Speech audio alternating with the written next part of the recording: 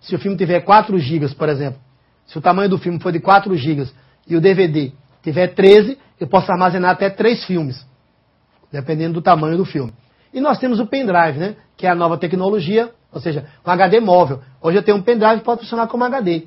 Se eu tiver um pendrive de 8 GB, por exemplo, eu posso pegar as principais informações do meu computador e gravar no meu pendrive. E para onde eu for, eu tenho um computador em mãos, né? E aonde chegar, posso conectar o pendrive no meu computador e abrir meus arquivos, né? Ver as minhas pastas.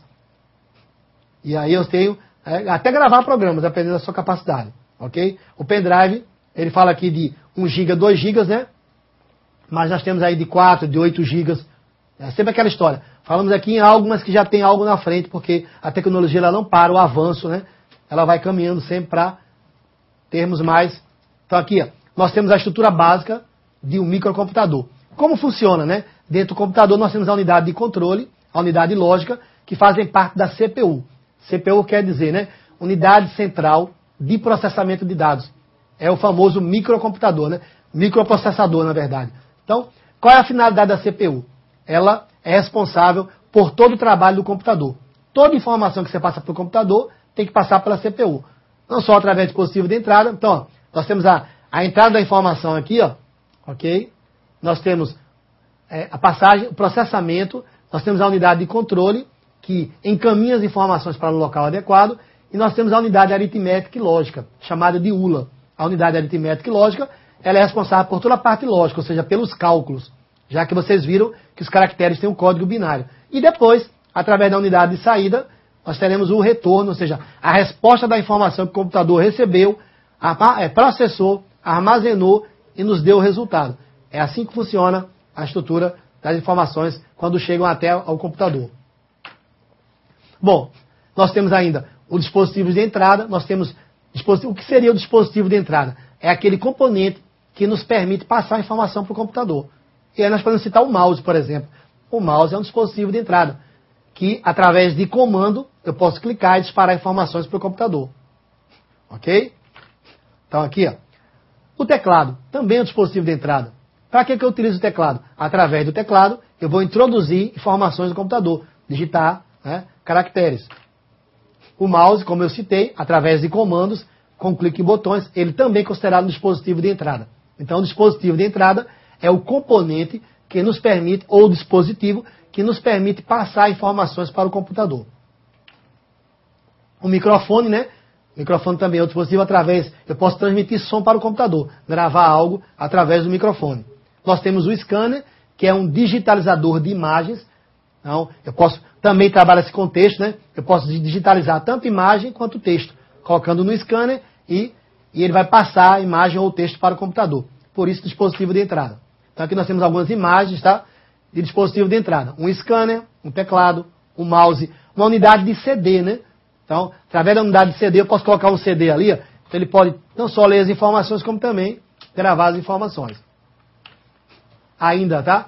Nós temos o dispositivo, da mesma maneira que temos os dispositivos de entrada, temos o dispositivo de saída. O dispositivo de saída é o componente que nos permite ver aquilo que já foi processado pelo computador.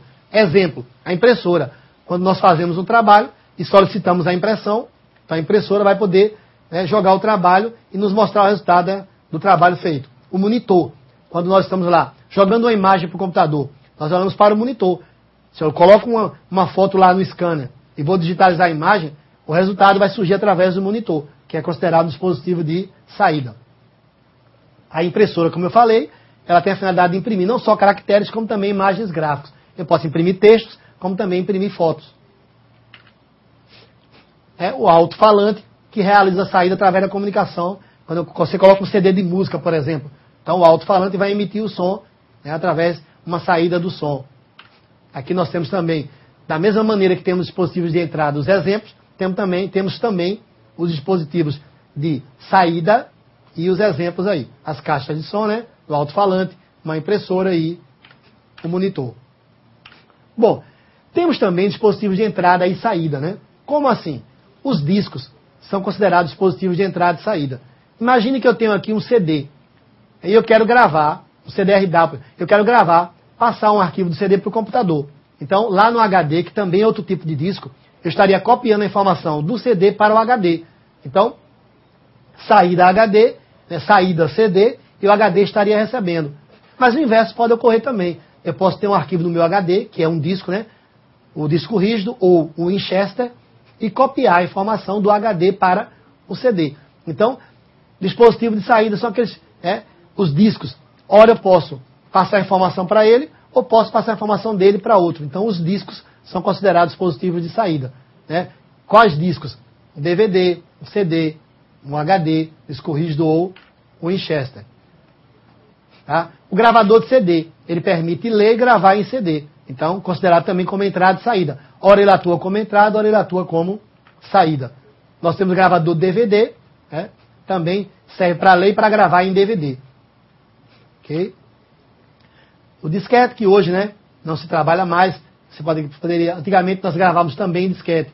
Você podia ler em disquete e gravar em disquete através do drive de disquete. E a placa de fax modem. Ou seja, quando eu penso em internet, é importante eu ter o fax modem, os sinais digitais que saem do computador em analógicos, para que eles possam caminhar por uma linha telefônica, por um cabo, ou seja, através da internet eu posso receber informações e não só enviar, como também receber. E aí o fax modem, ele é um conversor.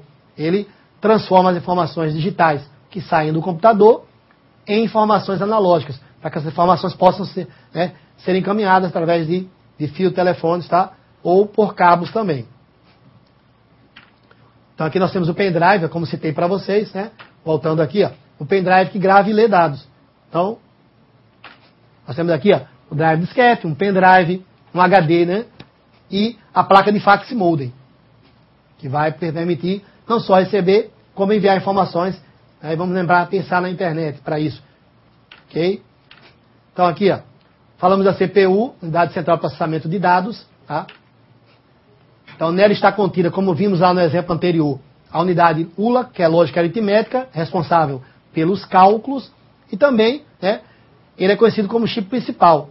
O computador sem a CPU não vai adiantar, porque ele não vai processar as informações recebidas, nem vai transmitir as informações que ele já processou. Ora, além de processar dados, um microprocessador deve ser capaz de comandar a realização de operações de entrada e saída, como também leitura e gravações na memória principal. Ele recebe, grava, lê, e a velocidade com que ele faz isso depende do seu tamanho aqui. Aqui é a dimensão, né, de um microprocessador, da CPU. Bom, ele fala também de clock. Clock é a velocidade, tá? É aquilo que eu falei lá atrás. O meu microprocessador, ele processa 1.2 GHz. Ou seja, a velocidade com que ele processa por minuto, por segundos, a informação. Então o clock corresponde ao número de ciclos por segundo, que pode corresponder ao número de instruções realizadas por segundo. Tá? O clock é medido em unidade de frequência, que é o megahertz, ou o gigahertz. Nós já vimos lá megahertz, gigahertz. Então, mega milhão, giga bilhão. Né? Então, um computador que trabalha com gigahertz, ele é bem mais veloz, processa bem mais rápido do que aquele que é em megahertz. Então, um megahertz é 1 milhão de ciclos por segundo, e 1 giga, 1 bilhão de ciclos por... Se fosse 1 tera, 1 trilhão de ciclos por segundo. Então aqui, a memória cache, que é uma memória virtual, ela funciona como uma área a mais, tá? Para acelerar. De repente, quando você joga uma informação para o computador, se você precisar dela novamente, ela fica na memória cache e ele carrega de uma maneira mais rápida e ela funciona como um auxílio para que a informação seja capturada e trazida de uma forma rápida para você. Além de servir também como um pequeno dispositivo de armazenamento. Ok? Os barramentos frontais, tá? Os barramentos que ficam na placa-mãe, geralmente na placa-mãe você tem barramentos para memória, para placa de vídeo, para placa de som. Então você vai ter lá os dispositivos de entrada e saída de dados. E aqui começamos a falar de alguns processadores, tá? Fabricantes, Intel, Celeron e suas capacidades. Então aqui, da Intel nós temos como exemplo o Celeron, o Pentium 4. Aí depois do Pentium 4 veio a tecnologia Dual Core. E depois ainda tem a tecnologia Quad Core, né? São 4, ok? Aqui é um Pentium, tá? Com capacidade de 2.8 GHz. Velocidade de clocks por segundo, tá? De 1 MB. Barramento frontal, 533 MHz. Aqui já tem uma tecnologia de um novo processador, né? Já entrando depois do Pentium 4 na Dual Core, né? Ou seja, 2 processadores.